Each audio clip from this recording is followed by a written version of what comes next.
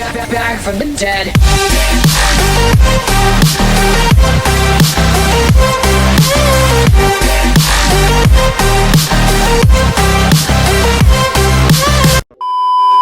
Now that I've gotten your attention, it's time we talk about the elephant in the room. Yuli, our new 5-star Thunder Destruction unit, has made her debut in Blackbeak. She's the first destruction unit in the game to have the combo and anomaly tags.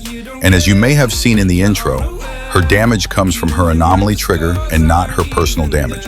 In this video, I will show you how to play Yuli, her best combos, ancient marks, teams, and skill priority. With that, let's dive in. Now, as a disclaimer, I'm still currently building my Yuli and also changing her gear after much trial and error with her ancient marks. With that out of the way, let's talk about Yuli's weapon.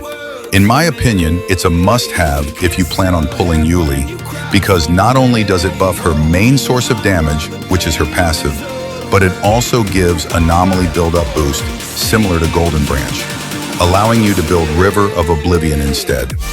Starting with her basic attacks, it's simply a 4-hit combo, which you really won't be using in battle.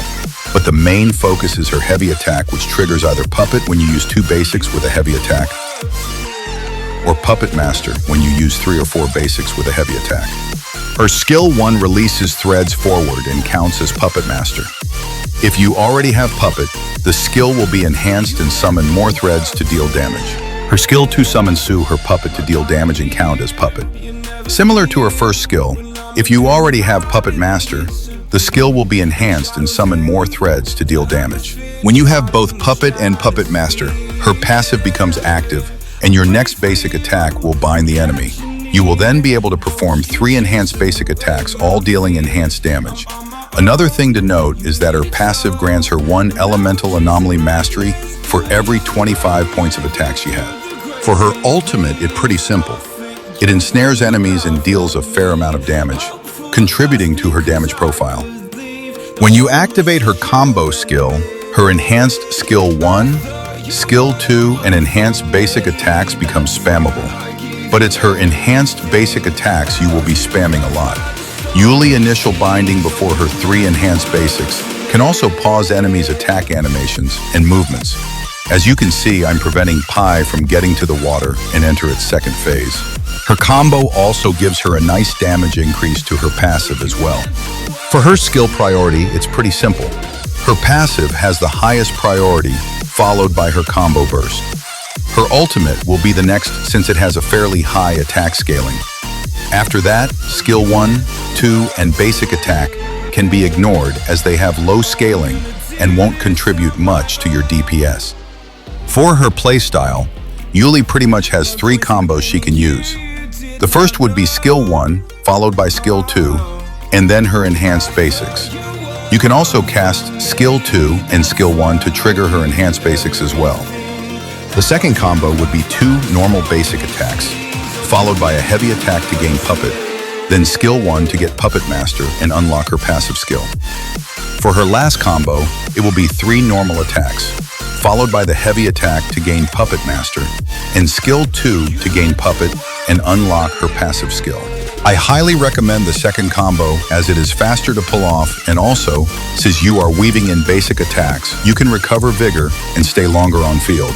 Now let's talk about her talents. Her first talent allows her to bind more enemies and detonate the thread to deal more damage.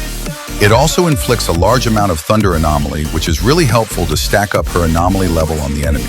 Her second talent reduces thunder damage resistance. Third talent grants her more attack, and her fourth talent grants her anomaly trigger damage bonus based on how much elemental anomaly mastery she and her allies have. Her fifth talent is pretty mid, if I'm being honest, because the thunder damage does not affect her anomaly trigger damage. For her dupes, I highly recommend her P2, as her damage spike starts from there. Her remaining dupes are more quality of life and damage buffs for her, so do keep that in mind when pulling for her dupe. Now for her ancient marks. For stats, you are looking for only attack, elemental anomaly mastery, and crit rate. Why we won't bother with pierce or crit damage is simply because they have nothing to do with the anomaly trigger damage. The crit rate is for her passive and ult since they have better attack scaling than the rest of her kit. For her gear, I recommend Tiger Might to buff her enhanced damage, River of Oblivion to buff her anomaly trigger damage, Shining Star to get her ultimate faster, and her tailored-made 10-piece Ancient Mark, which further gives her more anomaly build-up after triggering an Overload or Thunderclap anomaly. For her teams, I highly recommend running her with Jixia and Asti. Jixia can cover for her lack of personal damage and will easily help her trigger Overload as well.